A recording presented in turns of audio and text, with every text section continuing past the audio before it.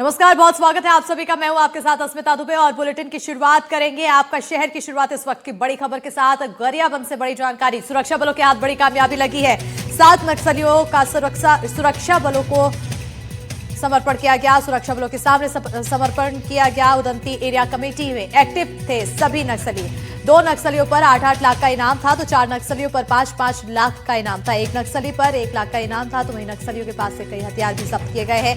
गरियाबंद में 7 नक्सलियों ने हथियार डाले हैं। इन नक्सलियों में डीवीसीएम सुनील, जो हरियाणा का रहने वाला है, उसने सरेंडर किया है। तो बड़ी जानकारी आपको गरियाबंद से दे रहे हैं। सुरक्षा बलों के हाथ बड़ी कामयाबी लगी। 7 नक्सलियों का सुरक्षा बलों के सामने सरेंडर। उदंती एरिया कमेटी में एक्टिव थे सभी नक्सली। 2 नक्सलियों पर 8-8 लाख का इनाम था, 4 पर 5-5 लाख का इनाम था तो 1 नक्सली पर था 1 लाख का इनाम। नक्सलियों के पास से कई हथियार भी जब्त किए गए हैं। लगातार नक्सलियों के खिलाफ कार्रवाई की जा रही है तो वहीं केंद्र सरकार की तरफ से पूरी तरह से नक्सल मुक्त नक्सलियों का खात्मा के लिए एक डेडलाइन घोषित की गई है और उसी के तहत अलग अलग क्षेत्रों में, अलग अलग राज्यों में, अलग अलग जगहों पर एक्शन लिया जा रहा है। सरकार की तरफ से, केंद्र सरकार की तरफ से, राज्य सरकार की तरफ से और साथ ही साथ सुरक्षा बलों की तरफ से। ज्यादा जानकारी के साथ हमारे सहयोगी हिमांशु जुड़ चुके हैं। सीधा रुख करेंगे हमारे सहयोगी हिमांशु की ओर। हिमांशु, एक और कामयाबी नक्सलियों के खिलाफ सुरक्षा बलों को मिली है। देखिए अस्मिता जी, काफी बड़ी कामयाबी मानी जा रही है। 18 तारीख को, दिवाली के पहले 18 तारीख को ये सुनी है, एरिया कमांडर है जो नगरी एरिया, जो उदंती सीता नदी एरिया के, इन्होंने एक लेटर जारी करके सभी नक्सलियों से अपील की थी कि वे सरेंडर करें करके, ज्यादा से ज्यादा संख्या में दिवाली के दिन मिले और सरेंडर करें। हालांकि उसके बाद आज जो 7 नक्सलियों ने सरेंडर किया, इनको मिला के 6 और नक्सली हैं। इनके साथ इनकी पत्नी भी है और टोटल 7 नक्सली जिन्होंने सरेंडर किया, हथियार के साथ भी सरेंडर किया है। इस वक्त हमारे साथ सुनी है, तो इनसे बात करेंगे कि आप कब से सक्रिय थे नक्सल में? मैं 2004 से सक्रिय और रहना करने वाला हूँ और काम कर और मैं वाल्मीकि समाज बिलोंग करता हूँ। वाल्मीकि समाज वैसे समाज है, 24% है ज़्यादा नहीं। उसके ऊपर ज़्यादा खेती लायक जमीन नहीं है। बहुत शोषण के और दबाव से हरियाणा में छाता कब से आप इस सक्रिय हुए हो? मैं गरियाबंद 2016 में 2016 से सक्रिय हूँ। 18 तारीख को जो आपने एक लेटर जारी किया था सभी नक्सलियों से अपील की थी सरेंडर, काफी नक्सली नहीं किया था, उसका क्या कारण?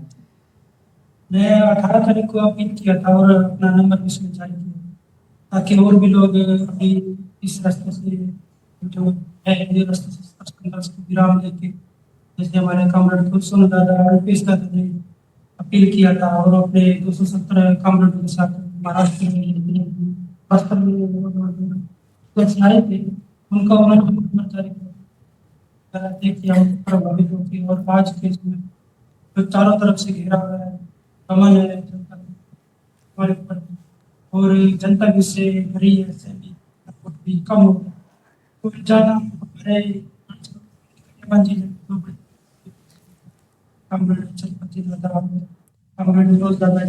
सही हो गए और हमारे उसके साथ भी कम से कम 27 कामरेड सही हो गए और में भी लगभग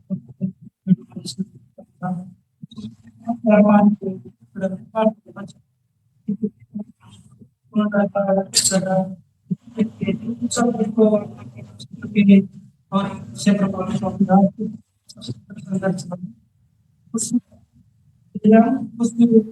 सरकार कर रही है और सरकार बुला रही है। हम संविधान के दायरे में रह के और जनता की समस्याओं के साथ खड़े रह के भी है।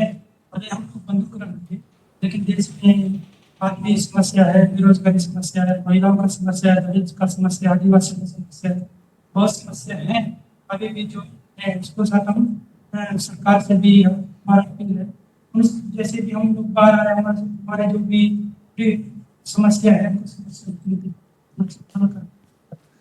मैंने सुना था कि चुनाव में भी आने लगे, चुनाव में की समस्याओं को लेकर जनता क्या चुनाव हाँ, जनता अगर हमारा पूरा नेतृत्व है, हमारे संविधान हम लोग जनता अगर चाहेगी तो चुनाव में जाना, तो हम चुनाव के माध्यम से भी और जन संघर्ष के माध्यम से किसी भी तरीके से हम जैसे आगे परिस्थितियां बने उसी तरीके से हम लोग जनता का सहयोग करेंगे, जनता के साथ अगर जनता हमको मदद करेगी। एक और अभी जो पत्र जारी हुआ तो उसमें नक्सलियों के द्वारा गद्दार बताया जा रहा है, जो जंगल में है और जो हथियार लेके नक्सली शरीर में गद्दार बताया, आप लोगों के ऊपर आरोप लगा रहे हैं, क्या जवाब? नहीं, हम लोग गद्दार नहीं है। उस समय जिस समय परिस्थिति थी हम लोग 2004 से लेके 2025 तक सशस्त्र को संभाल के रखे थे, लड़े थे, लड़ाइयाँ भी लड़े थे, वो तो युद्ध में बचे भी है, हमारा साथी भी लड़े बिल्कुल और बस्तर में भी बहुत संघर्ष। तो हम बिल्कुल गद्दार हिमांशु, नहीं है, कहीं ना कहीं अब गद्दार- एक सफलता तो मिली है सुरक्षा बलों को नक्सलियों के खिलाफ, साथ ही साथ अब जिस तरह से ये परेशानी और समस्याएं भी बताते हुए नजर आ रहे हैं, देखना होगा आने वाले समय में और क्या कुछ एक्शंस और लिए जाते हैं। बहरहाल बहुत शुक्रिया हिमांशु तमाम जानकारी देने के लिए। खबरों में आगे बढ़ेंगे। बड़ी जानकारी, अमित जोगी को सुप्रीम कोर्ट से झटका। सुप्रीम कोर्ट ने बहाल की सीबीआई की अपील, हाई कोर्ट में सुनवाई के लिए भेजा मामला।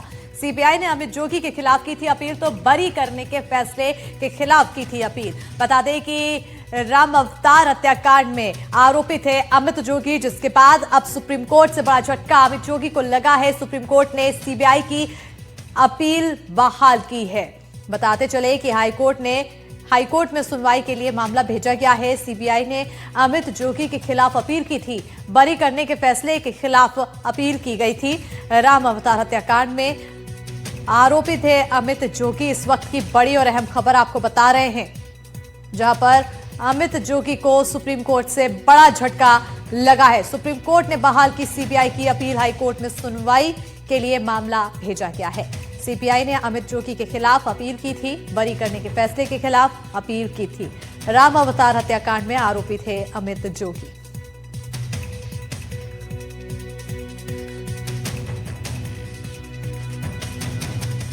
तो इस वक्त की बड़ी जानकारी, अमित जोगी को सुप्रीम कोर्ट से बड़ा झटका लगा। सुप्रीम कोर्ट ने सीबीआई की अपील बहाल कर दी है और हाईकोर्ट में सुनवाई के लिए मामला भेजा गया है। सीबीआई ने अमित जोगी के खिलाफ अपील की थी, बरी करने के फैसले के खिलाफ अपील की गई थी, जिसके बाद अब बड़ा झटका अमित जोगी को सुप्रीम कोर्ट से लगा। सुप्रीम कोर्ट ने सीबीआई की अपील बहाल कर दी है।